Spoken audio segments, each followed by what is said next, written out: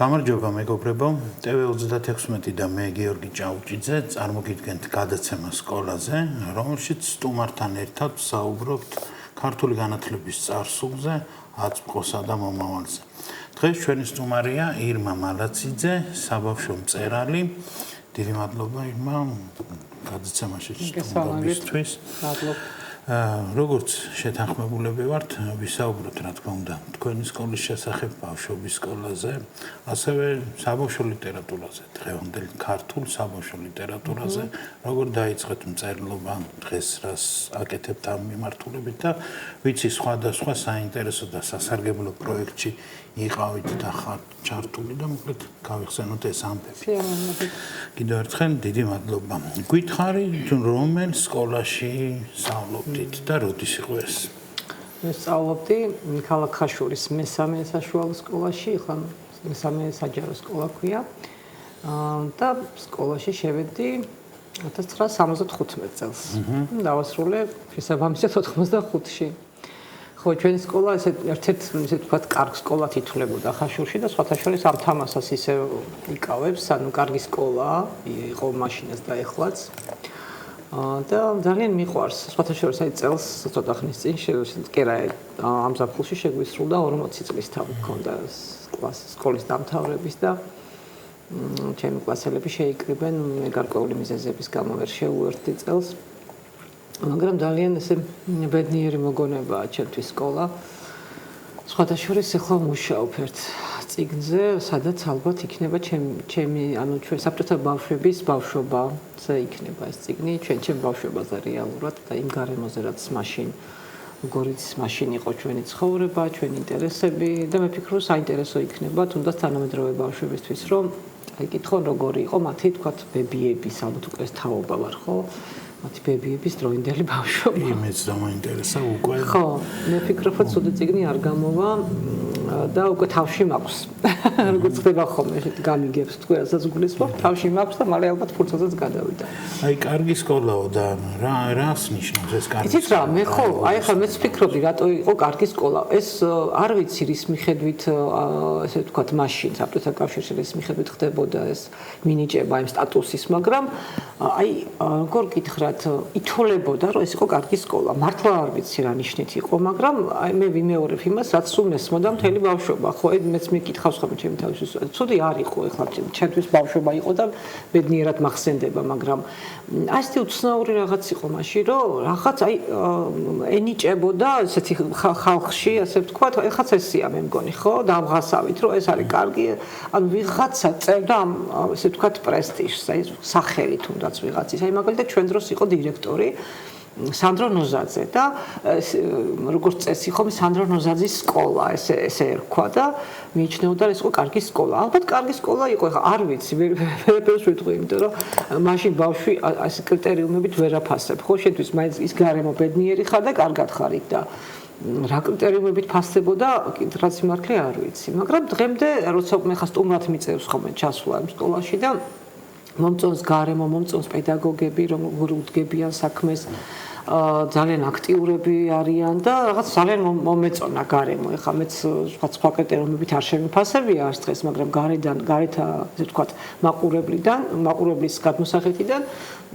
მომეწონა გარემო და რა ვიცი, შეიძლება ალბათ ესე ვისია. ხო, არ ვიცი რატო იყო ეს კაი სკოლა, მაგრამ ეს თქვა რომ კარგი სკოლა იყო. შორის აი ამ დამღას ძახსენეთ თქვენ დიდი მნიშვნელობა აქვს თვითონ იმ სკოლაში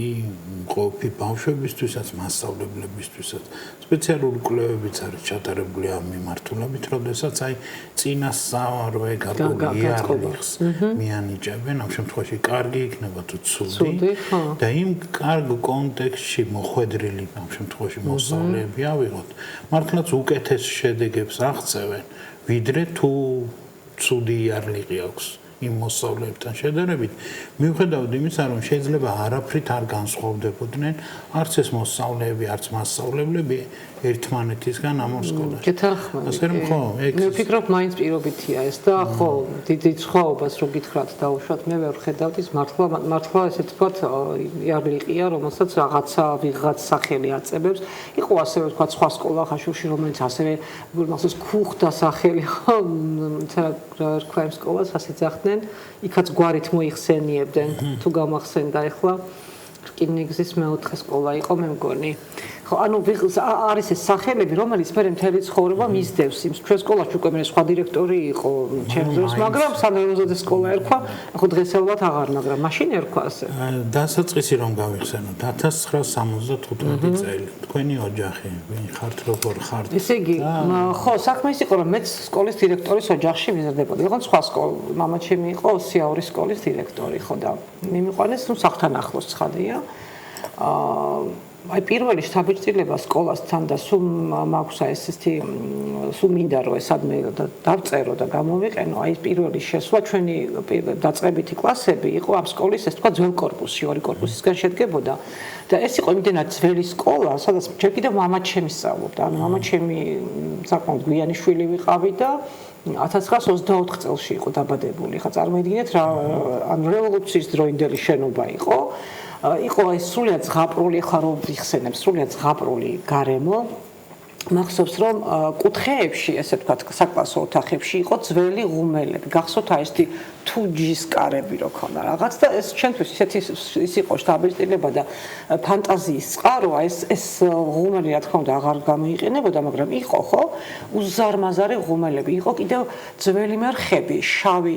როგორიც არის თქვენ გადასაკეთsi ოღონდ ის კი არა აი თქვათ მწვანეს კავის ინც ხო იყო მერხები მაგრამ აი ეს იყო შავი მერხები რომელიც არ ვიცი რა მასალისგან იყო მაგრამ უსწორმასწორო ზედაპირი ჰქონდა ეთყობა მილიონჯერ გადაღებილი იყო და ეს გლოვი კი არ იყო ზედაპირი იყო ისეთი რა ტალღოვანი ანუ იქ ფურცელზე ვერ დაწერდი თუ მყარი სარგედო რვეულის ქვეშ შეცდომებით დაწერდი ესეთი ასაკეთsi იყო მერხში ვდებდით ჩანთას მოკლედ აი რაც მინახავს ილუსტრაციებს აი რევოლუციის პერიოდის ილუსტრაციები რო ესე ქუდიანი კეპებიანი ფორმები რო ეცვათ ბავშვებს ნაცრისფერი ფორმები აი და ეს გიმნაზისტის ესე ქამრიანი ფორმები რაღაც ეგეთ განწყობაზე მივყავდი ხოლმე აი ამ მერხებს და მე მგონი ეს ფორმები ეცვათ კიდეც ჩვენ ბიჭებს იმ წლებს ანუ როცა ჩვენ შევედით სკოლაში ჯერ კიდევ ეგ ფორმები იყო სხვანაირი ფორმა ნაცრისფერი ფორმა იყო კეპი ქონდა ბიჭის ფორმას და ქამარი აი გიმნაზისტის ფორმას მოგავდა გოგონებს ჩვეულებრივად აი ეს თეთრი ისინი რა ქვია წინსაფრები და ყავისფერი კაბები ანუ პირველ წლებში მე მახსოვს რომ აი ეს ნაცრისფერი ფორმა ჩვენ სახლში მახსოვს ჩემი ძმა იყო ჩემზე ერთი წლით უფროსი და როგორც ჩანს იმას ეცვა და აი ეს მერხები მახსოვს ძალიან კარგად შავი მახსოვს კიდევ ნავთით მოწმენდილი იატაკის სუნი ну ეს იყო სკოლის სუნი ნახერხიანი ნავთით რომ შედიოდით ამ ჩვენ ერთსართულიანი იყო ეს ჩვენი корпуსი იყო გარდერობი და ამ გარდერობის კუთხეში იყო ხოლმე ეს ისინი დამლაგებლის ნივთები რა ვედროები რაღაც ისინი და იყო ერთი ქალი პერსონაჟია ჩემთვის ეს დამლაგებელი რომელსაც აუცილებლად ჩემ წიგში მიუჩენ ადგილს რომელიც ქსოვდა იმას ყაისნაღით სამელნის ბუდეებს ჩვენ ხომ მელნით ვწერდით თავიდან და ყოველთვის მოთხოვნული ვიყავით მელნით ხელები სუმელნიანი ქონდა ჩანთა მუდამ მელნით იყო დასრული იმიტომ რომ ეს მელანი ხომ უნდა გეტარებინა სკოლაში გიორგი თქვენ არ ესე იგი თქვენ ბევრად პატარა ხართ ხო ეს სამელნე იყო პლასტმასის ლამაზი სამელნეები იყო კიდევ ფაიფურის მაგრამ ფაიფურის სამელნე სატარებლად რთული იყო ამდენ ბავშვები ვატარებთ პლასტმასის პატარა სამელნეებს რომელსაც ვდებდით ხომ აი ეს ბუდეს კიდდა 20 კაპიკად ეს ჩვენი დამლაგებელი ნაქსოვი ბუდე იყო თავის წესი მოსაკიდებელი ძაფით. იმას ვყიდულობდით და იმაში გქონდა ჩადგმული და მიბმული მასზე ჩანთაზე. და აი ამ სირბილში და ქანაობაში ეს მელანი იღრებოდა და არ ეხურებოდა. უბრალოდ ჩასხმული იყო შიგან, არ იყო ესეთი კომფორტი მაშინ. ალბათ არსებობდა და ხურდასახურიც, მაგრამ ჩვენ არ ქონდა. და აი ეს მახსოვს კარგად, რომ ეს ნავთის სუნი, აი ეს რა ქვია, ბუდე და კიდე რაღაც ისეთი ნიუანსები, რომელიც ძალიან ხშირად მესიზმრება. აი ძალიან ხშირად მესიზმრება ჩვენი სკოლის დერეფანი, სადაც ყველა სართულზე იყო წყლის ფანტანები, რაღაცა ქვის, ესე ვთქვათ, ქვის სადგამზე ეს მაღალი და კუთხეში, აი მახსოვს მეორე სართულზე სამასწავლებლოსთან და ისეთი იმდენად ხშირად მესიზმრება ისევე წყობა აი ამ ჩვენი სკოლის და იმდენად კარგად მახსოვს ყველაფერი, რომ როცა ვიყავი მისული სტუმრად დავიარე ეს ჩემი სკოლა და ძალიან შეცვლილია ყველაფერი რასაკვირველია და ძალიან გული მეტკინა ისევ იმას ველოდი იმ დარბაზს ვეძებდი სადაც ჩვენ გუნდის მეცადინეობები გქონდა სულ და რატომღაც მეოთხე კლასიდან რომ შემიყვანეს ამ გუნდში 9 კლასამდე მოკლედ ვერ დავიხსენი თავი იმიტომ რომ არ მქონდა ეხა გადასარევი ხმა ანუ სმენა ალბათ მქონდა რომ ამარჩიეს მაგრამ ესეთი ტანჯვა იყო გუნდში სიარული იმიტომ რომ გაკვეთილების მერე ვტოვებდნენ ნიშიო და რაღაცა იღლებოდი მაგრამ ნუ ვალდებულება იყო და თავს ვერ იხსნიდი მაგრამ იყო ისე რომ რაღაც მოახერხეს ჩემო კლასელებმა ხა ვინც არ იყო სოლისტიც ხანია დაიხსნეს თავი ამ გუნდიდან მე რატომღაც შევრჩი ბოლომდე ამ დროს არაფერი ნიჭი ესეთი არ მქონდა მაგრამ აი შევრჩი ბოლომდე და ძალიან წუწუნებდი ხოლმე ამის გამო თუმცა ყავდა არაჩვეულებრივი მასწავლებელი რომელიც აი ასევე პერსონაჟია და ასევე მოხვდება ჩემ წიგნში ალბათ სევერიანი ერქვა მუსიკის მასწავლებელი ისეთი ფაქტურული ტიპაჟი იყო რომ არ შეიძლება ის პერსონაჟი არ გახდეს აი რაღაც ცილინდრს ატარებდა ხოლმე იყო ძალიან ესეთი კვიმატი ადამიანი თან იყო ძალიან სასაცილო ხანდახან ხა შეიძლება მასწავლებლის განმოსწავლეს მიმართვის ფორმა არ იყო მთლად კორექტული მაგრამ ძალიან ბრაზობდა ხოლმე როცა ვინმე ურევდა მას ხმას და ესე მოდი თქვა ვისხედით ხო ყველა და მღერით და მოდიოდა და ეძებდა ყალბ ნოტებს და ხურით და ჩამოივლიდა და როცა ახლოს მოდიოდა სულ მეშინ უნდა რომ რამე ყალბად არ მემღერა ცუდად და ამიტომ მარტო პირს ვაღებდი რა იმენში და ნუ გაჩერდებოდა გაბრაზებული ვინ ყროყინებს სიტყვა და ხო და ამ ყროყინეს ყველას გვეშინოდა და ამიტომ ყველა მჩნდებოდით როცა სევერიანი ახლოს მოდიოდა და ნუ მე ვაგრძელებდით ისე სიმღერას და ნუ რა თქმა უნდა მასოკაში ვიყავი ახლა უკაცრავად რუსული სიტყვა მას როგორ გვქვია მასოკებს მომღერალი ხო და იყო ძალიან კარგ სპექტაკლებს დგამდა სხვათა შორის სულ გამოვიდა ჩვენი სკოლა მუდამ გამარჯვებული იყო აი ამ რაღაცა ოლიმპიადებში საქალაქო მე რეგიონალური თუ რაღაცა და ბოლოს ნუ თბილისში სტარდებოდა ხოლმე და ყოველთვის რაღაც საპრიზო ადგილზე იყო იმიტომ რომ ძალიან კარგი ის ყავდა ესე ვთქვათ გუნდიც კარგი იყო და სოლისტები ყავდა ძალიან კარგი და დგამდა ყოველთვის მიუზიკლებს რა იყო განსხვავებული რომ ყოველთვის გამოდიოდა მიუზიკლით და ერთ წელს მახსოვს დადგა ტყის ზღაპარი, რომელშიც მე ვეფხვის ფორმა მეცვა ეს მახსოვს, აი რატო ვეფხვი არ ვიცი, მაგრამ რაღაცა ეგეთებს ვაკეთებდით სცენაზე. მღეროდი მე გუნდში ხო მასოკაში ვიყავი. როგორც ვეფხო, ანუ ცხოველები ვიყავით სხვადასხვა და ნუ ვეფხვის ფორმა მეცვა, თორე სიმღერა საერთო იყო. კიდევ მახსოვს რაღაც სპექტაკლი იყო, სადაც რაღაც ანუ ის იყო ომის თემა იყო და მეკითხეთ რომ დაესხმევა თავს გერმანია საბჭოთა კავშირს და ესეთი სვასტიკები ვიყავით ცეკვა გქონდა რაღაც თანამედროვე იმას დადგმული და გვეცვა რაღაც ფორმები და სვასტიკა უნდა გაგვეკეთებინა მე აი ესეთი ჯოხებით რაღაც და მოკეთ შავძალებს ხო გერმანელები და გვეცვა შავი ფორმა ეს მახსოვს და რაღაც ისეთი ძალიან თანამედროვე ცეკვა იყო და ეს ცეკვა თვითონ მომწონდა და ეს რა ქვია რაღაც ამბავი და მე თქვა ეხა გუნდთან დაკავშირებით თუ გამახსენდა ეხლა ხო კიდევ ერთი წელი იყო მახსოვს აქტიურად გვასწავლდნენ აი ამ ომის სიმღერებს რა იყო ახტა ჩანკა და რასტავჩანკა რაღაც ეგეთები იყო კიდევ ну კატიუშა ეს მახსოვს კარგად უზეპირაფიცოდეთ ეს სიმღერები მოკლედ საბჭოთა ბავშვობა იყო ეს და ხო კიდე ძალიან ხშირად ვიხსენებ ეს სხვათა შორის ერთ-ერთ მოთხრობაში მაქვს გამოყენებული სამხედრო გაკვეთილები ეს იყო სამხედროს გაკვეთილები იყო კიდე აი არ ვიცი რაღაცა სახასიათო იმიტომ რომ კოლია მასწავლებელი ყავდა ერთი ყოფილი ფრონტზე მებრძოლი თუ როგორ ვთქვათ ბიძაჩემის მეგობარი იყო და ბიძაჩემის ფრონტზე იბრძოდა ერთად იბრძოდნენ მოკლედ რა ხო და ეს კოლია მასწავლებელი იყო ნიკოლოზ ერქვა, მაგრამ კოლიას ეძახდნენ, კოლია მასწავლებელი იყო, ძალიან ესეთი მკაცრი, ძალიან ეს და ქონდა სამხედრო კაბინეტი იყო, ესეთი ფანჯრები დაფარული იყო, რაღაც პლაკატების დიდი ალბათ გემახსოვრება იქ რაღაცა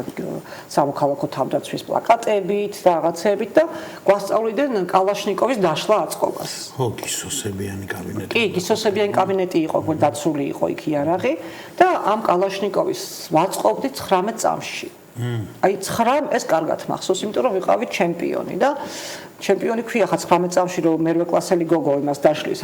კალაშნიკოვს და აწყობს გვასწავლიდან და ვიცოდით და უფროს კლასებში ისწავლებოდა. ხო, უფროს კლასებში. რუსულ ენაზე იყო. რუსულ ენაზე იყო. კი, არა, მერვეში უკვე მგონი იყო. მერვე თუ მე 9-მეათე. ნუ ყოველ შემთხვევაში 9-ზე მაღლა ხო არ იქნებოდა. იარაღი გიყვართ ისე? არა, იმის მე იარაღთან არც მქონია შეხება, იგი იყო ჩემი ერთადერთი, იმიტომ რომ ეს გაკვეთილი იყო და მახსოვს რომ ერთხელ დაგვესწრენ რაღაც ღია გაკვეთილი ჩატარდა და მე როგორც მოწინავე მოსწავლე ამ საქმეში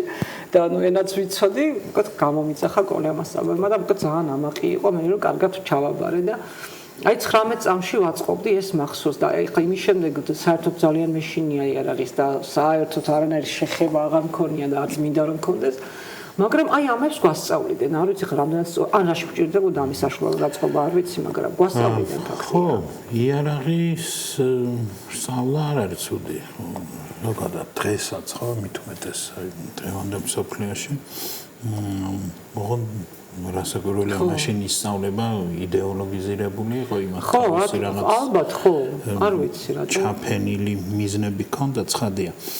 მასწავლებლები გითხარე თუნდაც დასაწყისში ხო მასწავლებლები კარგი მასწავლებლები ყავდა სხვათა შორის ახლა რამდენადაც თქვა მაშინ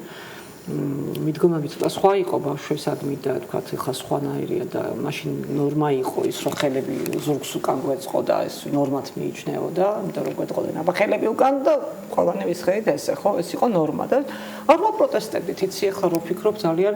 მორჩილი ბავშვები ვიყავით მიუხედავად თქვა ჩემი ხასიათისა რომ ვიყავი ძალიან მოძრავი ძალიან ცელქიც და ხალხა ვფიქრობ ხომ რამე ხო არ მქონდა ჰიპერაქტიულობის სინდრომი ვერ ვისვენებდი ადგილზე და ამის გამოს უკუთხეში ვიდექი ეს მახსოვს ძალიან ხშირად და აი რას ვიხსენებ ხოლმე ხშირად სტიხის კუთხეში რომ აყენებდნენ მოკლედ რაც მახსოვს ყველაზე კარგად მახსოვს აი სანაგვე ყუთი რომელიც 4 კუთხედი ხისგან იყო შეკრული და ჩემ გვერდზე იდგა ხოლმე კუთხეში ვიდექით მე და ნაგვის ყუთი სულ ძალიან ხშირად მაყენებდნენ კუთხეში ალბათ სხვებსაც მაგრამ მე ჩემი თავი მახსოვს იმიტომ რომ ვერ ვისვენებდი ნუ რაღაც მოძრავი ბავშვი ვიყავი და რა თქმა უნდა ეს ითულებოდა დარღვევად და რა თქმა უნდა რომ ვერ ვისვენებდი მე კუთხეში მაყენებდნენ თმებშიც ხო არ მოგწონს კი როგორ არა თმებშიც კარგად წიწკნდნენ ხოლმე თმებს მახსოვს კიდე იმის სახტუნელის გემო მახსოვს ფეხებში ხობის კულტურაზე თუმცა რაღაც ეს მაშინ ნორმად იყო იცი ეს ნორმა იყო ხო ასე იყო ეს სულ არ მიგვაჩნდა რომ ეს რამე ცუდი ხდება ან ვაიმე როგორ ამწიწკნათ და მეტკინა ეს ეხლა ვიხსენებ თქო მე იუმორის და არც უბრაზობთ ამ დროს ხო რეალურად ეხლა ამას ვეღარ გააკეთებ და არც უნდა გააკეთო არა და აი როგორც მშობელს თუნდაც ძალიან დავამატოთ ამას როგორც სპეციალისტს ხო აი რამ ასევე ადრეული განვითარების როგორც მიუღებელია ხო აი აბსოლუტურად რასაც ამბობდა რა შემზარასავი კი რა თქმა უნდა არა ეს ასე იყო გიორგი თქვენ მტყობა გვიან დაამთავრა არა მესმის და ამას ვამბობ ასე იყო მაგრამ ეს რამხელად დაახსა ასვამდა რასაკვირველია ბავშვს ან ჩვენ თვითონ ჩვენგანს ხო აი რომ წარმოვიდგინოთ ახლა რომ ჩემ შვილს რო ვიღაცასა ექცევა ხო, თუმცა ეს მაშინ ეს ნორმა იყო, ყველგან ასე იყო, თქვა თმის მოწიწკნა არ იმიჩნეოდა დაუშვათ რაღაც იმათ, ხო? ბიჭებს განსაკუთრებით ეს ბაკებს გაწიწკნდნენ ხოლმე, ხო?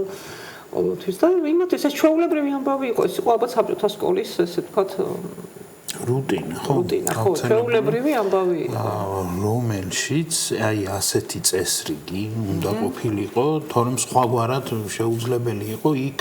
რაღაც შენარჩუნება ხო იმ რაღაც ხო შესაძლოა არ ვიცი თუმცა ბევრად მორჩილი ბავშვები ვიყავით ვიდრე დაუშვათ ახლა ბევრად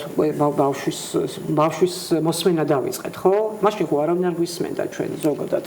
ბავშვის აზრები საინტერესებდა იყო ეგეთი მეგონი არც არსებობდა რა ბავშვმა თქვა და ბავშვს ეს უნდა ეგეთი რამე არ არსებობდა მაშინ იყო უფროსი იტყვის და ეს არის წესი ხო ეხლა ბავშვების მოსმენა დავიწყეთ უფროსებმა მათაც აქვთ სურვილები მათაც აქვთ რაღაც თავის მოთხოვნები ასე თქვა და ალბათ ეს ნორმაა არა დამაინტერესა კიდე ვიცით რომ ესე იგი მიუხედავად აი ამ ამბებისა და ამ სიტუაციისა მაინც თქვენ აი გახსენება რაღაც თბილი ნოტები დაიწყეთ ხო არა ეს აი უცნაური ეგ არის რომ ის თუნდაც აი ეს რაღაცეები რაც და კიდე ბევრი რამე იყო იქ ხო მიუხედავად ამისა, მაინც ძალიან თბილად მახსენდება, იმიტომ რომ ბევრი კარგი იყო, ნამდვილად. ხო, აი რაღაცებს რო ვიხსენებ, ნამდვილად მიუღებელი იყო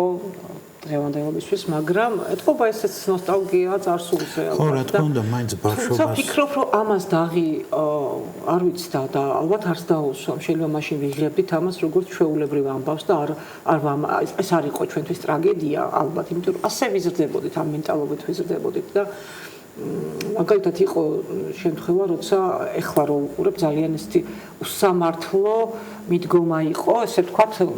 მასწავლებლის მხრიდან ბავშვების მიმართ, ანუ იქ ვთქვათ, ვიღაც იყავდათ ყოველთვის ფავორიტი, ამას ბავშვი ძალიან წავედ განიცდის და იქ ვთქვათ რაღაც ერთ გოგონა ყავდა, ერთი ძალიან კარგი გოგონა კლასელი, რომელიც ფავორიტი იყო, ესე ვთქვათ, მასწავლებლის და მას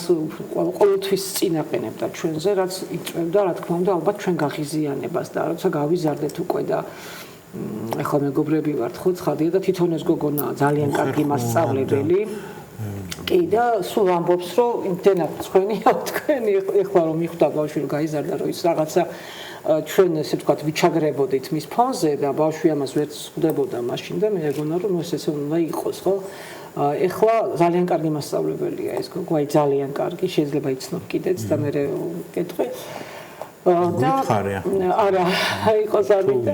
ძალიან კარგი ადამიანია და სულ ამბობ ხოლმე რომ აი თუნდაც იმ ამბებმა ხო დაღი არ დაასვა არც მას და არც ჩვენ, იმიტომ რომ ჩვენი მეგობრობა დავუშვათ ამას არ შეურყევია არანაირად და ის პირიქით გაიზარდა არაჩვეულებრივი პედაგოგი დადგა და მაგრამ თუმცა აი ეს ყველაფერი ჩვენ გვახსოვს მასაც და ჩვენს დანარჩენებს. რაზე დავფიქრდი იცი რომ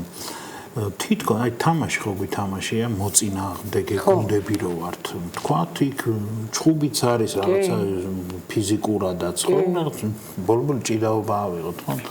ანუ მოწინააღმდეგესთან ხარ შესული და იქ ხო არ წინს და ეს ჩვეულებრივად მიგაჩნია და შეიძლება რაღაც ასეც აღვიქვამდით ჩვენ რომ ჩვენ რაღაცა მოწინააღმდეგე სისტემა რომ დავარქვათ მათთან ვიყავით კონფლიქტი შეიძლება იყოს და ხო ისე მძაფრადაც ამიტომ არ აღვიქვამდით მოვლენებს თორემ რასაც ვიხსენებთ ახლა ის ნამდვილად შემზარავია არ ჯდებოდა კი მართალია კიდევ ერთხელ რომ ხო უბრალოდ ამას ვიღებდით რაღაცნაირად ბევრად მარტივად არ ვიცი რა უცნაური ფენომენია რომ ეს არ გვწყინდა მაშინ ის ძველი შენობა დაანგრიეს არა ის შენობა დღემდე არის უბრალოდ რა თქმა უნდა რეაბილიტაცია მოხდა მე მახსოვს ჩვენ ესეთი კიბის ქვეშ ზარი ხო იყო ჩვეულებრივი ელექტრონული მაგრამ ქონდათ კიდევ ჩვეულებრივი ზარი ასეთი რკინის უზარმაზარი ძელი ეკიდა ასეთი ტყელი და ესეთი რაღაცა და იქ ქვა თუ რაღაცა დიდი რომელსაც როცა დენი გაითიშებოდა იმით ირეკებოდა ზარი ის რა თქმა უნდა ეხლა აღარ არის მაგრამ აი ეს მახსოვს ძალიან კარგად მაჩაგესმის კი ანუ ზარის ხმა იყო ეს ძალიან ძლიერი ერთი რაღაც სკოლაში დაბრუნება ახსენთ აი როდესაც უკვე წლების შემდეგ იმ შენობაში იმ ადგილებში ბრუნდები ემოცია ხო არ შეგიძლია რომ ეს არის საოცარი ემოცია, იმიტომ რომ მე ყოველთვის როცა ჩავდივარ და იქ გავივლი დაუშვათ გაროულს, ყოველთვის აუცილებლად ჩემშულებს მივახედებ, ყოველ ჯერზე თან ახლა დაიზეპირეს იმათმაც, მაგრამ მაინც ყოველ ჯერზე ვხსნილ, აი აქ იყო დარბაზი, აქ იყო გასახდელი, აქ იყო რაღაცა ეზოში რაც მოჩანს. და შენობაში თვითონ შევედით რამდენიმე წლის წინ 30 წლის 35 წლის თავი მქონდა სკოლის და მაშინ დამთავრების და მაშინ შევედით და ნუ აი საოცარი დავდივდი და ვეძებდი აი ძველ ადგილებს და იმ რაღაცებს რა იმ ძველად რაც იყო შეცვლილი და დამკვდა ყველაფერი რა თქმა უნდა მაგრამ სათითაოდ გავიხსენე რომელი კაბინეტი რის შემდეგ იყო და შარშან ვიყავი კიდევ მიწვეული როგორც საბავშვო მწერალი უკვე კლასმა მიმიწვია და საოცარი ემოცია იყო ნამდვილად, იმიტომ რომ ვთხოვე რომ დრო მოიცათ რომ დამევლო სკოლა და მენახა ყველაფერი და ძალიან შეცვლილი დამკვდა ყველაფერი ცოტა გული დამწყდა რომ ის ბუფეტი აღარ იყო თავის ადგილზე, დარბაზი აღარ იყო ისეთი ფორმით, კი არა საერთოდ აღარ იყო მგონი ის დარბაზი. ქონდა კიდევ შრომის კაბინეტი, აი ამ ძველ კორპუსში იყო შრომის კაბინეტები, ბიჭების ცალკე, გოგონების ცალკე, აი ეს ოთახებიც ძალიან მახსოვს ხატოვნად. ერთმანეთში გამავალი რაღაც ოთახები იყო უცნაური. და აი ის სიძველე აღარ არის. აი მეც რომ მახსენდება იგივე ჩემ სკოლაში დაბრუნება და დათვალიერებაო, აი გული გეკუმშება ხოლმე რაღაცნაირად ადამიანს. ასეთი რაღაცა ემოცია მოდის. როგორც საბავშვო მწერალს, ახლა ბავშვი მკითხველი რომ გაიხსენოთ, პატარა ირმა, ბავშვი მკითხველი. კითხვა როგორ დაიწყეთ, აი რა გახსოვთ საბავშვო წიგნებიდან როგორ ყველაფერი, იმიტომ რომ ვფიქრობ ძალიან კარგი მკითხველი ვიყავი და ეს იყო მამაჩემის დამსახურება, რომელიც ძალიან თვითონ იყო ძალიან წიგნიერი ადამიანი და ძალიან ბევრს კითხულობდა, აი სიკვდილამდე კითხულობდა, 94 წელს გარდაიცვალა და აი ბოლო დღესაც კი წიგნი ეჭირა ხელში და ყოველთვის ფშუქნიდა წიგნებს დაბადების დღეზე. არ მახსოვს მე სპასა ჩუქარი, ნამდვილად არ მახსოვს და კარგი ბიბლიოთეკა მქონდა იმ დროისთვის და თან დავდიოდი საქალაქო ბიბლიოთეკაში, სკოლის ბიბლიოთეკაში, წიგნის ჭია ვიყავი რეალურად, იმიტომ რომ დიდი გასართობი მაშინ ნაკლებად მქონდა, თუმცა მაინც ვახერხე ფიზიკურად, როგორც გითხარი, ძალიან ესეთი აქტიური ადამიანი ბავშვი ვიყავი და ქუჩის თამაშები ძალიან მიყვარდა. ვიგონებით კიდეც რაღაც თამაშებს, ნუ ახლა აღარ ვიძახი იქ კლასობანა და რეზინობანა და რაღაც ესენი ძალიან კარგად ვიყავი განვითარებული ფიზიკურად და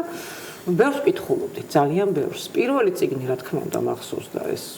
შტაბირტილება არასდროს არ დამავიწლება და არ წაიშლება, როგორც კი კითხვა დავიწყე პირველი კლასის ბოლოს, ანუ უკვე დამოუკიდებლად კითხვა რო შეძელი,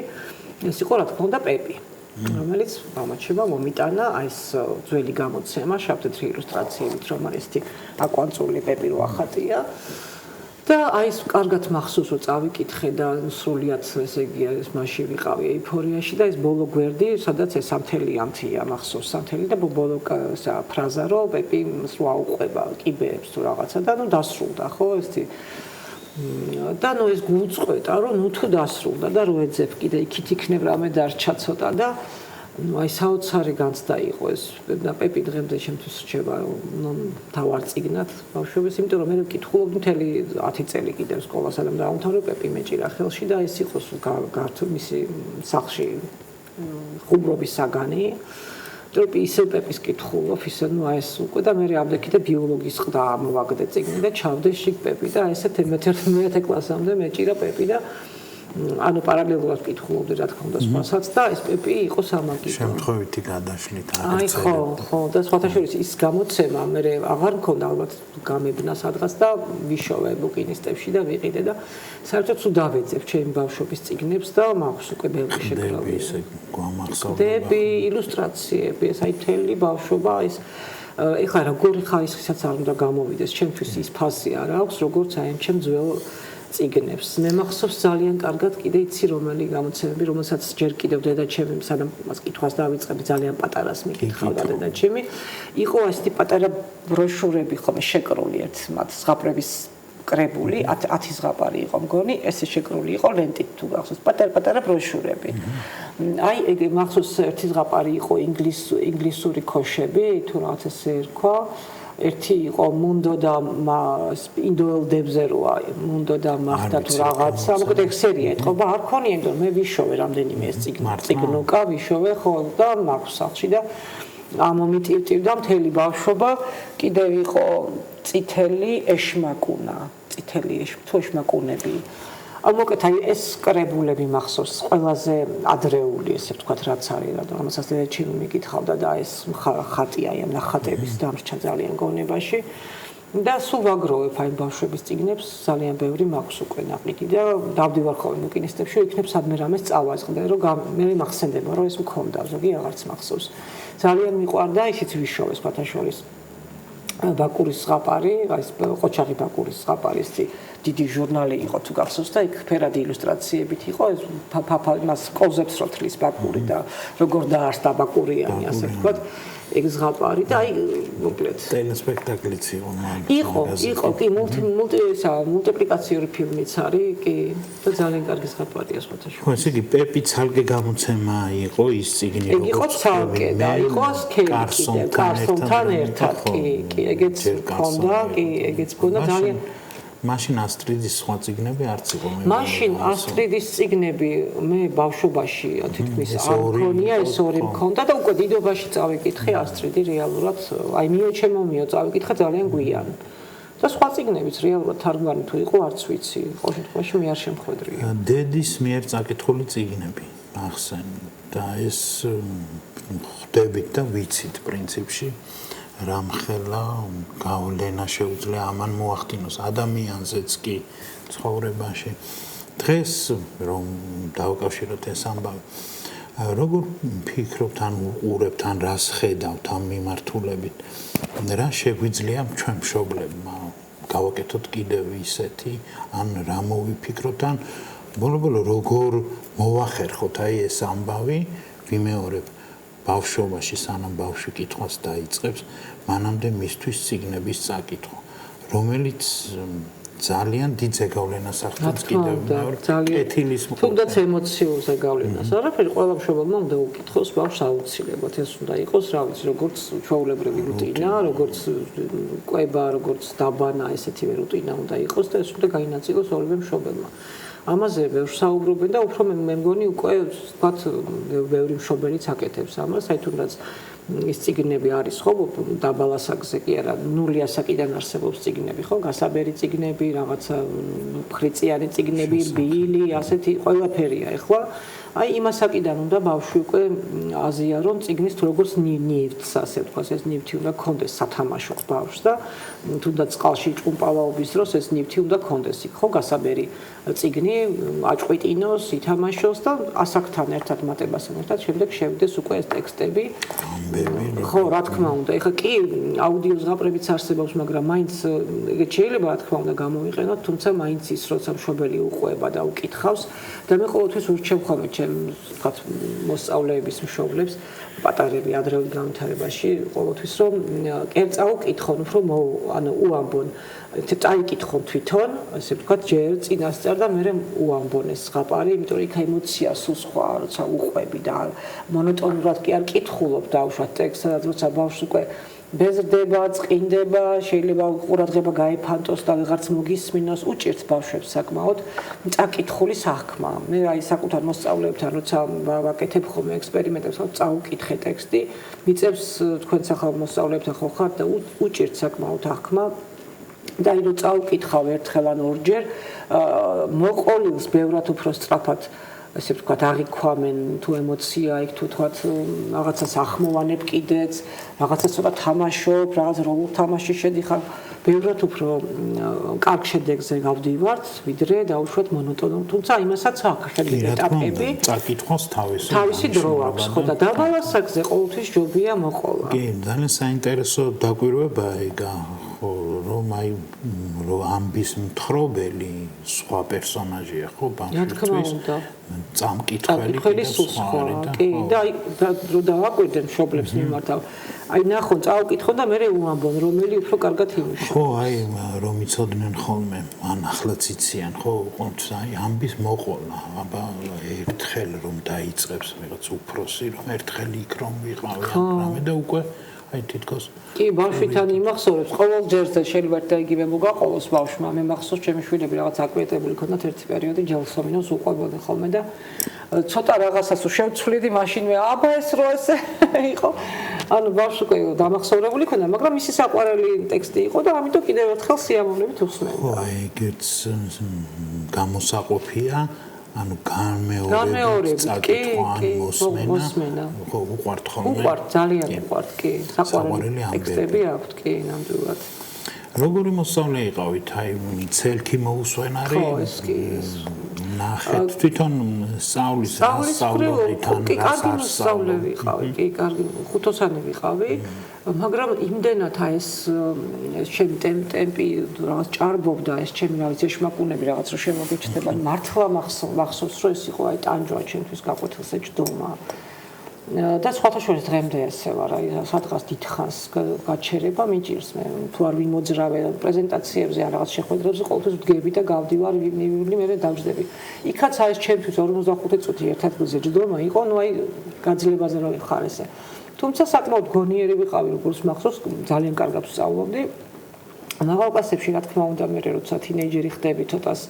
აუდაურებ ცოტა ხო სხვა რაღაცებისკენ გაგირბის გონება და ესე ვთქვათ სულ ხუთოსანი ესე რა თქმა უნდა არ ვიყავი მაგრამ ითვლებოდა რომ კარგად ვსწავლობდი თუმცა რა უნდა გავიხსენო იცი ყველაზე ესეთი ძალიან ეს ხაზგასასმელი ალბათ იმ წიგნშიც შევა ეს როგორ გავხდი პიონერი მოკლედ მაშინ იყო ესე რომ მესამე კლასში, მეოთხე კლასში იღებდნენ პიონერთა რიგებში კლასს, ხო და მესამე კლასში ვიყავით ჩვენ 3-5-ოსანი ვიყავით კლასში და უკეთ 5-ოსნებს იღებდნენ დროზე ადრე. ეს იყო ძალიან დიდი დაფასება და უკეთ სამი ბავშვი მე, თამრიკო და ბალი და ჩემი კლასელები მიგვიღეს პიონერთა რიგებში, მოკლედ როგორც 5-ოსნები, ხო და უკეთ ეს ყელსახვევის მოვიწყდებოდა, იმიტომ რომ ეს მიჩვევა ხომ უნდა არა რუტინა, მოვიწყდებოდა, დამჩა უკეთ ერთხელ სახში ეს ყელსახვევი და მასწავლებელს ვერ შენიშნა, როგორც ჩანს, იმასაც ეს თვალი არ ქონდა ჯერ შეჩვეული და ამ დროს შემოდის პიონერთა ხელმძღვანელი კლასში.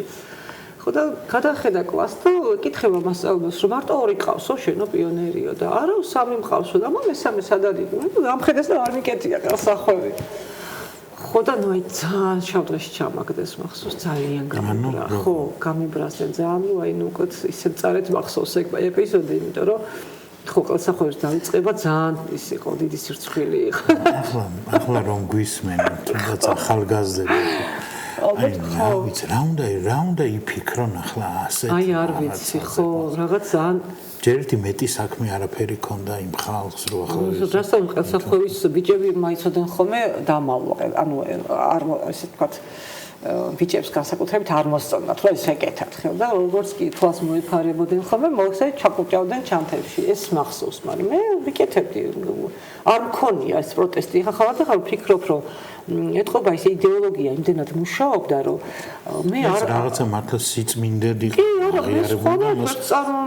გვახვევდნენ არა მე საერთოდ ვერ წავხემთ და მამა ჩემიც პარტიული იყო და ეთყობა ჩვენ სახში ეს რაღაცა საუბრები არ იყო რაღაც ისეთი და ამიტომ ვიზრდებოდი მაგ გარემოში მამა ჩემი ძალიან წესიერი კაცი იყო მაგრამ მართლა სწამდა ეთყობა რაღაც იმის და ანუ მე არ მომისმენია აი ეს რაღაც ესეთი ტექსტები არა არანაირი საწინააღმდეგო საბჭოთა კავშირის ამიტომ ვიზრდებოდი ძალიან კანონმორჩილ ბავშვად ასე ვთქვათ იმიტომ რომ მე მახსოვს რომ მართლა მე ჯეროდა რომ ესე იგი ის რა ქვია ჩვენი სახელმწიფო თუ რაც გვიცავდა ომისგან გვიცავდა მართლა ჯეროდა რომ ესე იგი ბრეჟნევი რომ გარდაიცვალა და გვექცა თავზე ქვეყანა მეოთხე კლასში ვიყავი და მე მახსოვს რომ ცაში ვიყურებოდი და თვითმფრინავებს ველოდი რომ დაგმოვავდა მართლა არ ვაზრიადე პროპაგანდა მე იმედენად მეშინოდა ომის და აი ეს განცდა მახსოვს სკოლაში იყო შეკრებილი ვიყავით ყველა ბრეჟნევის დაკრძალვის დღეს იყო საერთო ესე ვთქვათ სამგლოვია რომ რა იყო იმას მიტინგი თუ რა ვიცი კიბეები იყო და იმ კიბეებზე იყო ყველა შეფენილი ვიღაცა ეზოში ვიყავით და ეს იყო მართლა მეოთხე კლასელი ბავშვი რატომ უნდა მედარდა სიტყვაზე აი ესეთი განცდები რატომ უნდა მქონოდა არ ვიცი, მაგრამ მართლა მეგონა რომ ეხა ჩვენ დაგვბომბავენ და კი,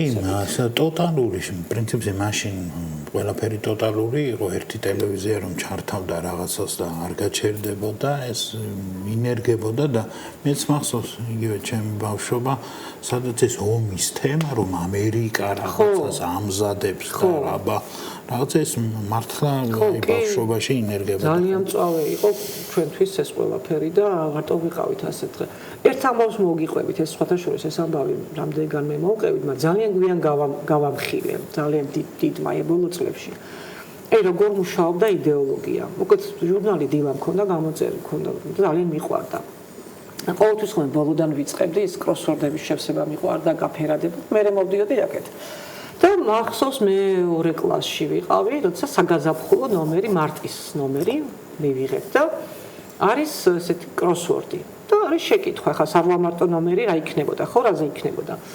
და არის შეკითხვა, ყველაზე ძვირფასი ადამიანი ამ ქვეყნად და მე რას ვაკეთებ, როგორ ფიქრობთ, რას ვწერიქ? ლენინი უნდა ჩაატიროთ. ხო, ლენი შენ იცოდი ეს ამბავი, ხო? არ ვიცოდი. არ იცოდი? მე ხოის ბავშვი ვიყავი და ეს მე მოყოლი 400-ია და ლენინი არ ეტევა არანაირად და მე მივხვდი რაღაც მომენტში რომ დედაა და შენ სხვა საშივა და არ გამიმხელია რა თქმა უნდა და ისე გავიზარდე რომ სამბავი მე არ მithქვამს არავისთვის აი ბოლო წლებია რომ ვაღიარე იმიტომ რომ ძალიან შემცხვა რომ მე როგორ დაუშვი ის რომ ყველაზე ძვირფასი ადამიანია ლენინის ალბომატო ნომერში ხო აი ხოაზე ხარ რა არის იცით აი დაუშვათ რა იყო რაღაცა იდეოლოგია და აი მართლა წამდა იმ მასწავლებელი იყო თუ პიონერთა ხელმძღვანელი თუ ვიღაცა რომ ეს სიწმინდე დაავიწყდა მესამე კლასელ ბავშვს დაუშვათ მართლა სიწმინდე დაავიწყდა აი როგორც რელიგია რომ ავიღოთ რაღაცა თქვათ ასე წამდა მაგრამ ამის გამო რომ ამ მესამე კლასელ ბავშვს რომ გული გაუხეთქო რა მოწყობა უნდა იყოს საერთოდ რა ხო მახსოვს ძალიან გამიბრალდნენ ეს მახსოვს წამწარეთ კი წერა როგორ დაიწყეთ აი თუ აი როგორ წერანს ასე რომ დაიხსენოთ სკოლის წერა რა წერა იყო თუ მე სულ ყვები ხოლმე ვიხსენებ რომ ეთყობა რაღაც ერთი ვერ წარმომედგინა როდესმე შეიძლება წიგნი დაწერო ეს რატომღაც იდეაში არასდროს ამიფიქრია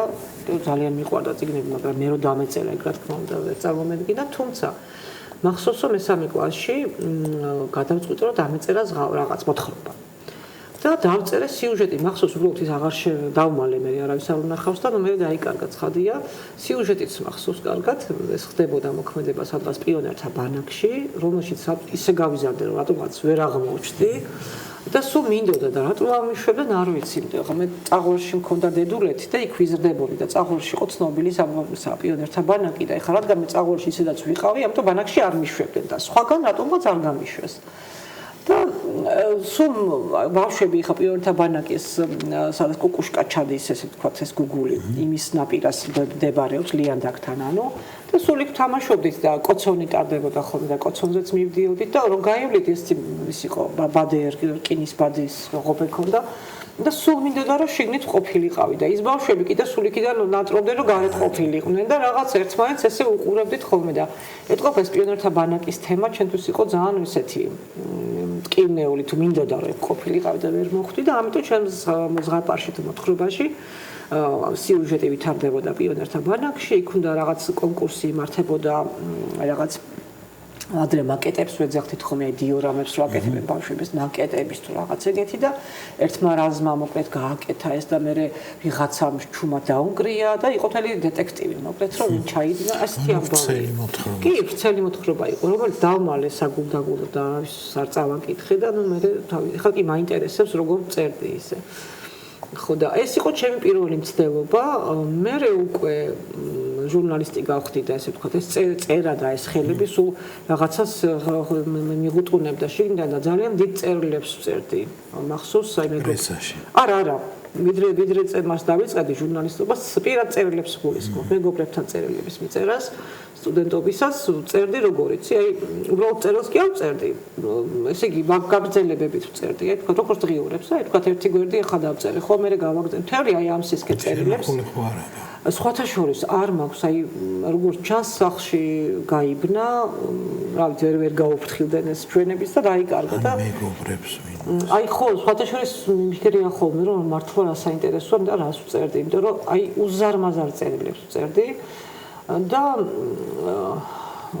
ვაგზავნდი მე ხა ის რა ქვია ესეც ერთგვარი ეთყობა ეს იყო აი რაღაც რომ ასუხებით მოგდიოდა კი მომდიოდა პატარა ასუხები ხო და მე კიდე რაღაცა ისეთი აი სერიოზული მე ვაგზავნდი და ესე ისინიც გამოზოგვით კითხულობდნენ როგორც ვიცი იმიტომ რომ ხა მართლა ერთ ჯერზე ვერ წაიკითხავდი ხელა იყო და ეხლა ხვდები რომ ეს იყო უბრალოდ წერის სურვილი და გაუცნობიერებლად რაღაცა უნდა მეწერა და დღიურებს ვწერდი სხვათა შორის შენახული მაქვს დღემდე სტენოგრაფიული დღიურები მაქვს მე-10 კლასის 3 სქელი რვეული და გაკვეთილზე როგორ მაძლევდნენ ამის საშუალებას მაგრამ ეთყობა ვახერხებდი და სტენოგრაფიული ჩანაწერები მაქვს პრაქტიკულად გაკვეთილების კი და როცა ვიკრიბებით ხოლმე კლასელები ყოველთვის მიმაქვს ეს და ვკითხულობ თმამაღლა იმიტომ და ძალიან ბევრს ვიცინით ხოლმე იმიტომ რომ ანუ მე-10 კლასის რამდენიმე თვე ანუ სამრეველში რაც ჩაეტია ის მაქვს შენახული და ესეთი უცნაური იმიტომ რომ რაღაცა ეთყობა მოთხოვნა მქონდა რომ მეწერა ბევრი ძალიან დამაინტერესა რომ ცოდნო და მეთხოვდი რომ რაღაცა ფრაგმენტი. ხო, საინტერესოა ისე მართლა. თუმცა შეიძლება არც იყოს ასე საჯარო წასაკითხი არ ის არის ძალიან ეხლა რო ვიყიდები ძალიან უბრალოდ საინტერესოა, იმიტომ რომ თუნდაც საკუთარ ყოველდღიურებას კითხულ, ყოველწუთობრივ რა ხდებოდა გაკვეთილზე რაღაც თუნდაც ხუმრობები, ბავშვების ხმაური, ყველაფერი აღწერილია. თვითონ როგორც ლიტერატურის ჟანრიც ძალიან საინტერესოა ეგ, აი ეგ თუნდაც სტენოგრაფიული ჩანაწერი და მაგის ამიტომაც კი, აი ჩემი ცხოვრების რაღაც ეპიზოდი მართლა სტენოგრაფიულად მაგ თუნდაც ცოტა, მაგრამ აი ისეთ ასაკში 16 წლის რო ხარ წარმოიდგინე და რაღაცა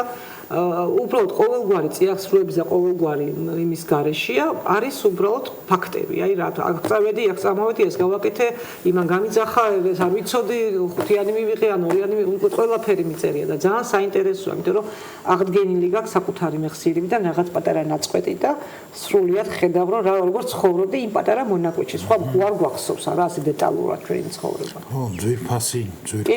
ჩემთვის ძალიან ძვირფასი უფრთხილდები ნამდვილად. სანამ შემდეგ შეკითხვას დავსვამ, მინდა ერთი ამბავი გავიხსენოთ ჩვენი შეხვედრისა და გაცნობის ამბავი, რომელიც უკავშირდება ერთ-ერთ საინტერესო პროექტს. დაახლოებით 12 წლის წინ იყო ეს ამბავი, USAID-ის დაწყებითი განათლების პროექტი, ეგრეთ წოდებული G-Pride, რომლის ფარგლებშიც მე შეგხვდით თქვენ ნამდვილ მწერლებს, ასე ვთქვათ, თქვენ ასევე მახსოვს ლელა ცუცქირიძე მაგალითად, ვასო გულეური, მარიამ ციკლაური, ვინც თანამედროვე ქართველი საბავშვო მწერლები, რომლებთან შეხვედრაც ჩემთვის როგორც მასწავლებლისთვის, ხო, რაღაცა ისეთი იყო, რომ აი რა ბედნიერებაა, რომ მომეცა საშუალება აი ამ ადამიანებთან ასე ვთქვათ ურთიერთობის და რაღაც ერთად საქმის კეთების და ასე მართლა მახსენდება ის დღეები. ჩვენს რა ფერებითაც განათებული და ნათელ ოთახში წარმართული შეხვედრები და ასე შემდეგ. სხვა შორის ამ პროექტის ფარგლებში ბევრი ტექსტი დაიწერა. არაჩვეულებრივი დღემდე სარგებლობს ხელმისაწვდომია. და რა მინდა გკითხოთ, რომ აი ასე მწერლად როდის იგრძენით თავი, ჩამოყალიბდით და გამოაცხადეთ, რომ აი თქვენ საბავშვო მწერლები. ანუ გითხრათ სიმართლე. როგორ დაიწყო მოკლედ ეს? დღემდე არ მაქვს ეს ასე ვთქვათ, მეუხერხულება ხოლმე წერალს რომ ავტორს ვამჯობინებ ხოლმე და დღემდე მაქვს ეს უხერხულობის განცდა. თუმცა პირველად როცა დავიწყე ეს წერა და მაშინ ვერც მივხვდი რომ წერა დავიწყე, იმიტომ რომ უბრალოდ რაღაც ესეთი სიტუაცია იყო, რომ ძალიან ცხელი ზაფხული იყო, პირველ ბავშვს ველოდით ჩვენს უფროს გოგონას მარიამს და უკეთ გავიხიზეთ წყლეთში მე და გიორგი. უბრალოდ გიორგი მუშაობდა, ყოველდღე უწევდა თბილისში ჩამოსვლა და სულ მარტო ვიყავი იქ, ანუ მაშინ ეს იყო 98 წელი, ხო, ზაფხული, აგვისტო და იმდენად ცხელოდა, მაშინ არც კომპიუტერი მქონდა, არც მობილურები მქონდა, ანუ რაღაცა უსაქმურობისგან აღარ ვიცოდი რა მეკეთებინა. თან სიცხეა ყოველთვის გარეთ ვერ გახვალ და მახსოვს რომ გამახსენდა აი ეს ჩემი ბავშვობის დროინდელი რაღაცა ისინი მოგონებები და ნუ ძალიან მიყვარდა ტკბილეული და დღემდე ძალიან მიყვარს და ახლა კი მიგზავენ, მაგრამ მაინც და აი ეს მახსოვს რომ ჩამოვწერე რა მიყვარდა ბავშვობაში ტკბილეული და რატომღაც მომინდა რომ აი ეს რაღაცა ზღაპარი გამეკეთებინა აი ამ ყველაფერზე. ჩამოვწერე მახსოვს ნუგა მიყვარდა ძალიან, მიყვარდა კიდევ ანუ შოკოლადი თავისთავად, ზეფირი და რა ვიცი, რაც იყო ესეთი იმდროინდელი ჩვენი საყვარელი გემრიელობები და პატარა ამბავი, ესე ვთქვათ, გამოვიგონე, აი ამ პრაქტიკულად 1-2 დღეში დაიწერა, მე მგონი ეს სათქმილეთის ქვეყანა, რომელიც დღემდე ესე ვთქვათ, რჩება, რა ვიცი, ბესტსელერად და უცნაურია, მაგრამ უამრავი წიგნი დავწერე იმის შემდეგ და აი ეს რჩება, ეს პირველი როგორც დაიწერა იმ სახით, რჩება ყველაზე საყვარელ წიგნად ბავშვების და მე მგონი საქართველოში ბავშვი არ არის დარჩენილი, რომ ეს არ წაეკითხოს. მე ძალიან უყვართ ბავშვებს, რა თქმა უნდა, ტკბილეული სადაცურები ყოველთვის უყვართ.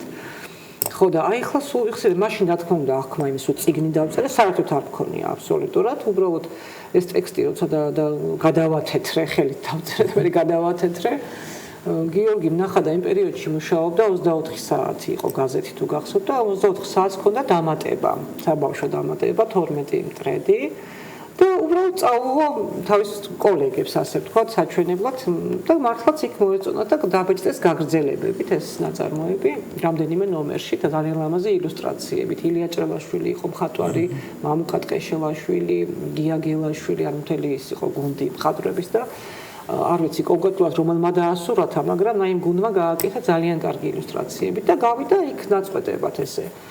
აი მე უკვე გამომცემლობას მე მიმართე უკვე და სულაკაურებმა გამოსცეს უკვე 2004 წელს წიგნად და იმის შემდეგ გაიმართლა არ ჩამოდის ბესტსელერი. ძალიან პოპულარულია ხო და მე აღმოჩნდა რომ ხო წიგნი დამიწერია თურმე და მე უკვე ბავშვებიც დაიბადნენ ჩემები და უკვე მათთვის დავიწყე წერა და უკვე წამოვიდა მე სხვა ტექსტები და მე უკვე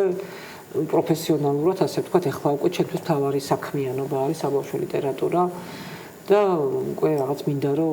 უფრო მეტი გავაკეთო ვიდრე წერა ამ საქმეში და იმედია რომ შევძლებ ამას. ამ მიმართულებით ვიცი და ბევრმა იცის რომ სხვადასხვა პროექტის განმახორციელებელი ინიციატორი და იდეის ავტორი ხარ, იქნება ეს საბავშვო ჟურნალი მაგალითად შოკოლადი, რომელიც ძალიან გვიყვარდა ყველას. თუ სხვადასხვა პროექტი იგივე ახალგაზრდობის სასახლეში, ხო, საგამომცემლო თვალსაზრისით და ასე შემდეგ. კი, ძალიან ბევრი პროექტი იყო ამ წლების მანძილზე. შოკოლადი კარგი არ გაიხსენეთ, გიორგი, თქვენც იყავით ჩვენი ისე ვთქვათ თან ერთ-ერთი ავტორი. შოკოლადი ძალიან მიყვარდა და ძალიან მინდა რომ აღვადგინო, იმიტომ რომ სულ სხვა რაღაც ის იყო ჩემთვის რაღაც სხვა დატვირთვა ქონა, ეს არ არის უბრალოდ ვთქვათ პერიოდული გამოცემა, ამით ვფიქრობ, რომ ის კონცეფცია, რომელიც ჩავდეთ შოკოლადში, იყო ძალიან სწორი და გუნდი იყო არაჩვეულებრივი, პრაქტიკულად აი ყველა საუკეთესო ავტორები, პედაგოგები შემოვიკრიბეთ გარშემო და იმაზე რაზეც სუბწუწუნებთ ჩვენ რომ აი წიგნი ბავშვის და წიგნის დაახლოება წიგნიერების მიმართულებით მუშაობა ეს იძლეოდა ზუსტად ამის საშუალებას. ეს არ იყო გასართობი ჟურნალი. როგორ ფიქრობ, აი კომერციული მომავალი რამდენად აქვს აი მაგ კომერციული ნაკლებად ქონდა, იმიტომაც არის ჯერ ზოგადად საბავშვო მაგრამ აი ამ ხრივ რომ იფიქროთ მეთქი, როგორც აი კომერციული მომგებიანი პროექტი. მომგებიანი პროექტი რომ იყოს, ის კონცეფცია დაიკარგება, რაც მე მინდა და რაც იყო ამაში და ამის საშუალება მოგვეცა რომ ეს გაგვეკეთებინა, მე სწორედ ამიტომ ვცდილობდი რომ არ გამხდარიყო ის ასეთი არ მინდა ამ სიტყვის გამოყენება, მაგრამ აფსა არ გამხდარიყო და არ ყოფილიყო მარტო გასაფერადებელზე და რაღაცა ჩააკარი გადმოაკარია, ეს ყველაფერი ბევრია ბაზარზე, გამოჭერი ძალიან კარგია ბავშვისთვის ეს აქტივობები, მაგრამ ამას სხვა კონცეფცია ჰქონდა. აქ იყო წიგნზე ორიენტირებული, ანუ ტექსტებზე და ბავშვი როგორ ქონდა, იცი რუბრიკები ალბათ გემახსოვრება ყველა რუბრიკა იქნებოდა ეს თქვათ ვასოს რუბრიკა, ეს კულინარია, გულინარია უფრო სწორად, მარიამის რუბრიკა 1001 წიკომა, კოლელას რუბრიკა, რა ერქვა ლელას რუბრიკას ხელნაკეთს რაღაცებზე, ვეღარ ვიხსენებ სახელს რა ერქვა და უამრავი თქვენი იყო წიგნიერება კითხვაზე მე მგონი, ხო? ხო, აი გიომასი, ხო. ანუ ყველა რუბრიკა აი ნებისმიერი გზა გადიოდა მიდიოდა ბოლოს წიგნამდე, ხო? მოგზაურობა იყო, ისიც კი მასზე გადიოდა, ასე ვთქვათ, წიგნზე გადიოდა. უბრალოდ არ იყო არაფერი. თუნდაც აი გარკვეული კერძო ბიზნესი თუ დაინტერესდება და რაღაც შესაძლებელია ამის მხარდაჭერას. მე ძალიან მინდა რომ გავაგრძელოთ, იმიტომ რომ მე ვფიქრობ, რომ ძალიან კარგ შედეგებს მოგცემ. ჩვენს გადაცემაში დღეს გვექნება პრემიერა რუბრიკის, ასე ვთქვათ, ერთი წიგნის თავგადასავალი და მე გთხოვეთ, რომ თქვენი ერთი წიგნი მოგეტანათ, აი მოტანილი გაქვთ. ხო, მოგვიყევით ამ წიგნზე თავგადასავალი, რასაც ქვია, როგორ იდეა, როგორ დაიბადა, როგორ დაიწერა ვისთან ერთად, როგორ გამოიცა გამომცემლობის ამბებიც და ასე შემდეგ. კი ბატონო, მე წამოვიღე ეს წიგნი, ზუზუნები და ღუტუნები შეგნებულად, იმიტომ რომ რაღაც ყოველთვის ყველგან დამაქვს ეს წიგნი, იმიტომ რომ ეს არ არის უბრალოდ ჩემთვის და არც სხვისთვის უბრალოდ წიგნი, არამედ ეს არის ერთგვარი გაიდლაინი, ეს არის საინფორმაციო წიგნი. რომელიც ჩვენთვის ძალიან მტკივნეულ თემას და ძალიან საჭირო თემას აუტიზმს ეხება და როგორ ავუხსნათ ბავშვებს რა არის აუტიზმი. აი ეს წიგნი გაკეთდა ამისთვის. როგორ ავუხსნათ ბავშვებს რა არის. ძალიან დიდი ხანია წიგნი მინდოდა გამიკეთებინა იყო მე კონკურსი გამოცხადებული ერთხელ და ეს იდეების კონკურსი იყო, ანუ ეს არ იყო ჯერ ჩამოყალიბებული ტექსტების, უბრალოდ იდეა შევიტანე და მაშინ და ვერ გავიდა და ძალიან გამოწყენდი მახსოვს და ძალიან გული დამწყდა, იმიტომ რომ მიმაჩნდა რომ ეს თემა არის ისეთი რამე, რომელიც ძალიან ჭირდება ჩვენ საზოგადოებას მიმღებლობის თვალსაზრისით, თუნდაც ცნობადობის თვალსაზრისით, აუტიზმის და ასე შემდეგ. მაგრამ მე გამოცხადდა კიდევ ერთი კონკურსი, გია ქარჩხანის გამომცემლობამ გამოაცხადა. მაშინაც იყო ელექტრონულად უნდა წარგედგინა წიგნი, გამზადებული, დახატული, ესე ვთქვათ, დაკაბადონებული და შემდეგ ვთქვათ გამარჯვებული წიგნი დაიბეჭდებოდა, ხო და იქაც მართალია ვერ გაიმარჯვა, თუმცა მაინც მადლიერი ვარ, იმიტომ რომ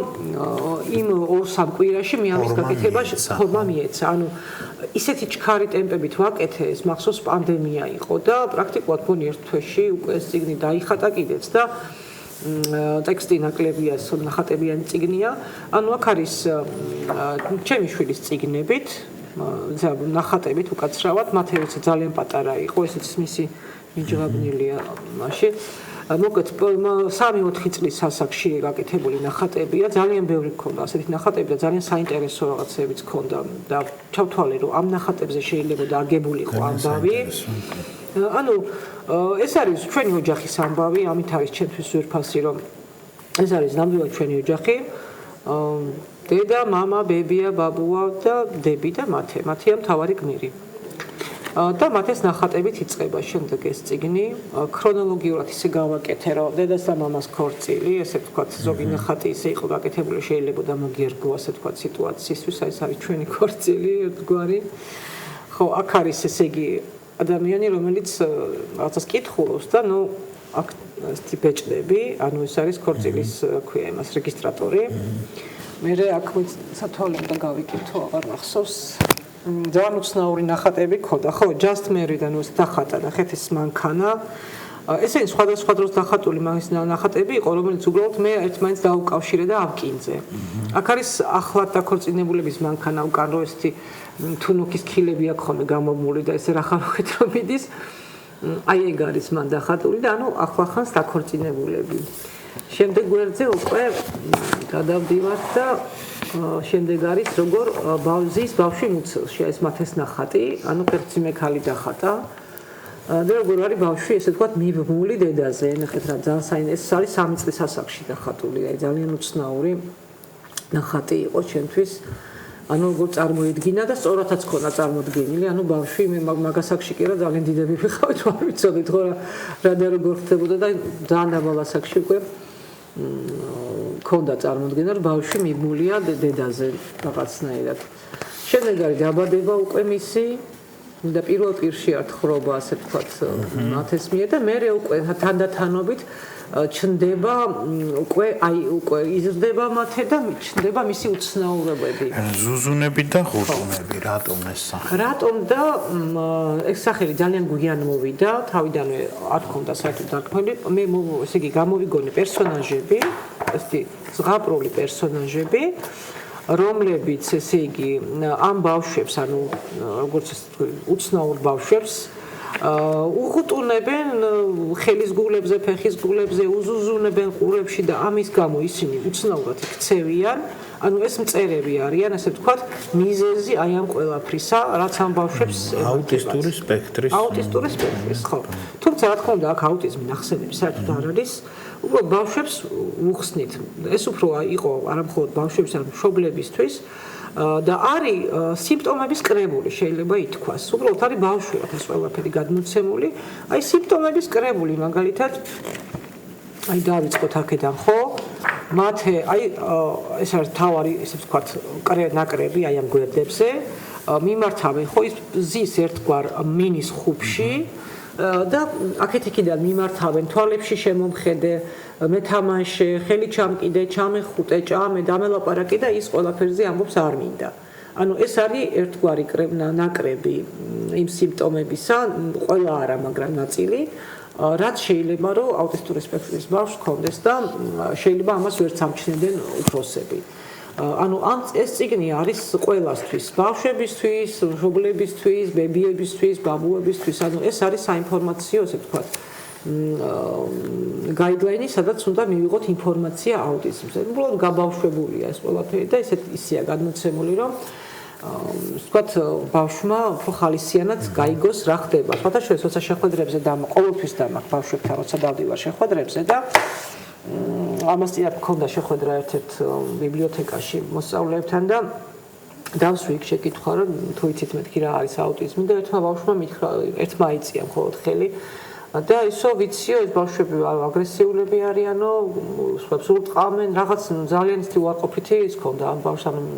ბავშვის ბრალის ხადია არ არის, რა თქმა უნდა, არასწორად ქონდა ბავშვის ინფორმაცია მიწოდებული. მე ეს წიგნი რო გავაცანი,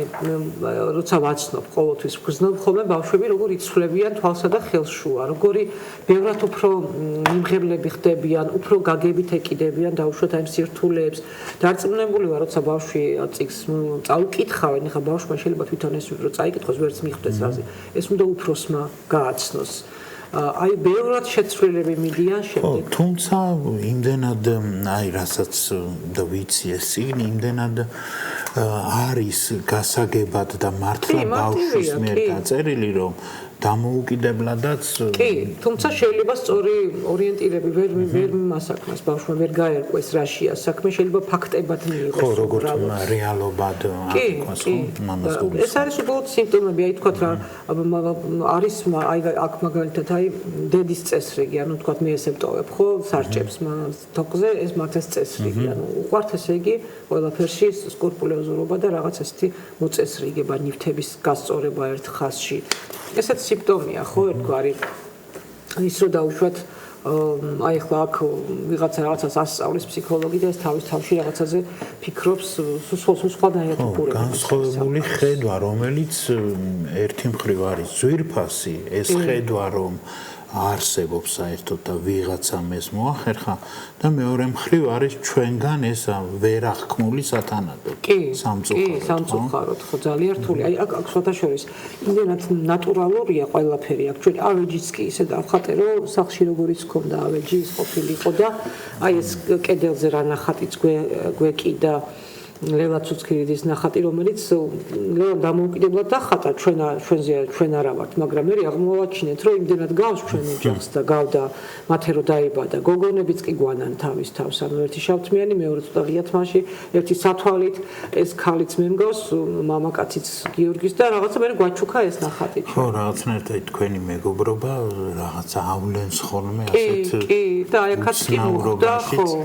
აქაც კი მოხდა ნახატი. როგორ გამოიცა ეს წიგნი, ასე ლამაზი? მე ესე იგი ძალიან მადლიერი ვარ, რა თქმა უნდა, მაიკო კუდავასი და ზვიად კარაკვარაცხელიასი, რომლებიც გამოცემობა არტანუჯის, რომლებიც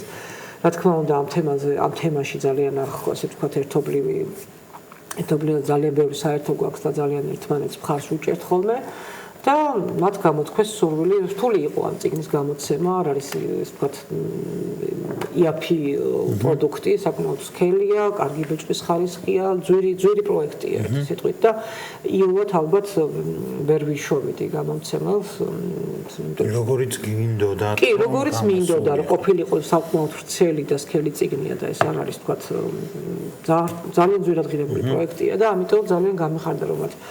გადაწყვიტეს ამის გამოცემა და ესეთი შესანიშნავი და კარგი პოლიგრაფიული ხარისხით დაბეჭდეს და ძალიან მიხარია, იმიტომ რომ ბავშვებს გარდა იმისა, რომ თქვა საინტერესოა, კიდევ ლამაზი წიგნია და ამითაც ესე ვთქვათ მივიზიდავთ და საყვარელი წიგნია და საჭირო. ძალიან საჭირო წიგნია. კი, აი ბოლოს ამით ვამთავრეთ ჩვენი ის ვთქვათ სიმბოლო მე ავიღეა ესეთი ბუზის საკლავი ჯოხი, იმიტომ რომ აი ამით ხოცავს, ზუზუნებს და ღუტუნებს აი ეს გმირი. არ ვიცი ხა ფიქრებში წავედი მეც რომ განვაზოგადოთ. ჩვენ ხო სინამდვილეში რაღაც ერთი კონკრეტული სიმპტომის მატარებელი კი არა ვართ. ჩვენ თითოეული ადამიანი ვართ რაღაცა ასევე ყველა რაღაცა სიმპტომების მატარებლები და მთელი საზოგადოება და დღეს რომ გადავხედოთ ჩვენი საზოგადოება, ხო, როგორი არათუ გაუგებრობა გვაქვს ერთმანეთის მიმართ, ჯგუფებს ერთმანეთის მიმართ, ადამიანებსაც პიროვნულადაც, აუტანლობაც. პრინციპში გაუგებრობიდან იწყება ყველაფერი, ხო, რა სჭირს სხვა ადამიანს, რა სჭირს სხვა ჯგუფს და სინამდვილეში ჩვენ ეს რაღაცა ზუზუნები და ღუტუნები აღმოსაჩენი ყველას გვაქვს ჩვენ თავში ყველას ჩვენი ზუზუნები რაღაცნაირად ცოტა დავლაგდეთ მაინც ან დავალაგოთ ეს ურთიერთობები არა ხო ეს ანუ იმდენად კარგი იდეა და ძვირფასი იდეაა ჩადებული ამაში რომ აი ამის გავრცელება შეიძლება სინამდვილეში მაგრამ მხოლოდ საბავშვო სადიდო საქმეებშიც კი გეთანხმებით ხო თვითონ ზუზუნები და ღუტუნები გვიან ესე ვთქვათ წიგნით თითქმის ბოლოსკენ მქონდა რომ ეს იდეა წამოვიდა რომ პერსონაჟები შესულიყო და დიდხანს ფიქრობდი რა დამერქნია რა და გამახსენდა რომ ეს ზუზუნი ხო ესენი ხმები აწუხებთ ამ ბავშვებს ხო რაღაც ისეთი ერთტონალობაში აღიქვამენ ამ ხმებს და ღუტუნი ესე ვთქვათ ხელის გულების ფეხის გულების ეს დისკომფორტი რაც აქვთ ამ ბავშვებს და ჩავთვალე რომ ეს სახელები იქნებოდა ძალიან გამოჭრილი ამ პერსონაჟებისთვის და უკეთ აი ესეთი ერთობლივი ჩემი და მათეს ნახატებით არის გაკეთებული და ძალიან ძვირფასია ჩემთვის ეს წიგნი და ასევე მათესაც მოვიკითხავთ რა თქმა უნდა და დიდი წარმატება მინდა გისურვოთ ერთადაც მე მინდა ჩემთვის ბატონი გიორგი გახელაძე თქვენი მეუღლე რომელიც შარშან გარდაიცვალა მასე მასთან ერთად თქვენ რაღაც საბავშვო აქტივობებს ახორციელებდით როგორც წიგნის კლუბის ხელმძღვანელები თუ ლიდერები. ცოტა ამაზეც რომ სხვათა შორის ცოტა გული წყდება რომ ისე ვიყავით დაკავებული ამ რუტინით და იმით რომ ჩვენ ძალიან ბევრი შეგვეძლო ერთად გაგვეკეთებინა და გქონდა იდეები ძალიან კარგი და ვერ მოვასწარით ერთადერთი პროექტი რომელშიც ეს ერთად ვიმუშავეთ იყო ეს წიგნის მეგობარი საკმაოდ ვრცელი პროექტი იყო და არაერთ სკოლაში ძირითადად სოფლის სკოლებში ხდებოდა ეს ჩავდიოდით იქ ვატარებდით აი ამ ასე ვთქვათ ვორქშოპებს შემდეგ გამოფენებს ვაწყობდით ილიას უნივერსიტეტში გაკეთდა გამოფენა იმ წელს და ძალიან კარგად ვიმუშავეთ ერთობლივად და ძალიან გიორგი ძალიან ამ პრაქტიკულად ისომე შემდეგი როგორც საბავშვო მწერალი დიდწილად იყო მისი დამსახურება ცხოვრების ცხოვრება იყო ჩემი მხარდამჭერი ამ საქმეში ყველანაირად ხელს მიწყობდა ყველა ჩემ ასე ვთქვათ რაღაცა წამოვიწყებდი რაღაც იდეა შემაწუხებდა იქ საბავშვო რაღაც თოჯინების თეატრი იქ რაღაცა უამრავებს მედებოდი და მე არასდროს არ მახსოვს რომ იმას იმ წავსვე ზადი იყო რომ დამხმარებოდა ფიზიკურად თოჯინები ჩამოქონდა სანამ რომ მიფრინავდა იქიდან თოჯინებს ყიდულ და მოქონდა ჩემთვის აი ძალიან აფასებდა ჩემ საქმიანობას და ძალიან გული მტკივა რომ რაღაცები ვერ მოვასწარეთ ერთად უხაროდ ჩვენ მქონდა იდეა რომ გაგვეკეთებინა სამოქალაქო განათლების ესე ვთქვათ მიმართულებით ზღაპრების კრებული სადაც ის იქნებოდა ესე ვთქვათ სამოქალაქო განათლების მიმართულებით თემების შერჩევა იდეები და მე დავწერდი ამ ყველაფერს სერიოზულ პროექტზე ვფიქრობდით აი სამწუხაროდ ვერ მოვასწარით თუმცა წინ არის კი მე ვფიქრობ რომ იმას გავაკეთებ აუცილებლად და მის სახელს მიუძღვნა საყურებელი ხო არ ვიცი რაღაცნაირად მაპატია კიდევაც რომ რაღაც ის შემოვიტანე მინორული ნოტები მაგრამ რაღაცნაირად ფიქრობ კიდევ და შეიძლება ახლა არ ხართ ამისთვის მზად, მაგრამ როგორც პერსონაჟი, აი გიორგი, მან ძია თუ პაპა თუ რაღაც რომელიც დარჩება, აი ბავშვებისთვის რაღაც სხვათაშორის გიორგი მაგაზე მიფიქრია, კი. აი ეს ზურგჩანთიანი პერსონაჟი, რომელიც ეს ზურგჩანთა ყოველასთვის ესე ყველას ესე ახსოვს ზურგჩანთით გიორგი, იმიტომ რომ ყოველთვის დიდი ჩანთებით დადიოდა, კი მინდა მას აუცილებლად დავწეროთ მართლა ჯერ არ ვარ ამისთვის ვთქვათ და ზურგჩანთა მეც ჩემი მასწავლებელი იყო ლექტორი ბატონი გიორგი და არათუ ზურგჩანთა მე მახსოვს ხოლმე ზურგჩანთიდან ამოღებული წიგნები ასე რომ მისცემთ ადამიანს რაღაცას შეეკითხებოდი რა თემაზე და აი ყველაფერი მზად ქონდა მართლა ყველაფერს მე ვეძახდი მერიკოპისის ჩანთა გავთქვი იმიტომ რომ ყოველთვის ყველაფერი ქონდა ჩანთაში და მე და გიორგი ერთმანეთი რეზონანსში გავიცანით თავის დროზე და ეს იყო მისი ესე ვთქვათ გამახასიათებელი რომ ზურა ჭიამერაშვილი მახსოვს კაცი ოფისს ეძახდა ხო ყველაფერი თან ქონდა ყოველთვის ყველაფერი და სადაც მივიდოდით მე იმდენად მოდუნებული ვიყავი რომ ყველაფერი მაინც მას ქონდა თან რომ არასდროს თადავიქს არ ვიჭერდი არაფერზე, იმიტომ რომ ყოველთვის რაც არ უნდა დაგჭირვებოდა გზაში, აი ნებისმიერ ნემსი და ძაფიც რო იყო ისიც კი ქონდა ჩანთაში, ყოველთვის ყველაფერსთან ძალიან მოწესრიგებული და ეს ტიპი იყო და კი ბატონო. ალბათ პერსონაჟათაც იქცევა. ხო, რომ თავისთვის დრო მჭირდება, რომ საინტერესო და საყვარელი პერსონაჟი გველოდება ყველას კი, ნამდვილად განსაკუთრებით ბავშვებსაც. დიდი მადლობა კიდევ ერთხელ, მადლობა თქვენგიო. გეგმებიც დაისახა კი, ხო, გაგიზიარეთ კიდევ. და შეფასად ძალიან ბევრი საინტერესო სასიამოვნო მოგონებები წამოვიდა. დიდი მადლობა და დიდი წარმატება დიდი მე მადლობა, გისურვებთ გიორგი. ასევე მეგობრებო, ეს იყო გადაცემა ირმა მალაციცის სკოლაზე, დაელოდეთ შემდეგ სკოლას.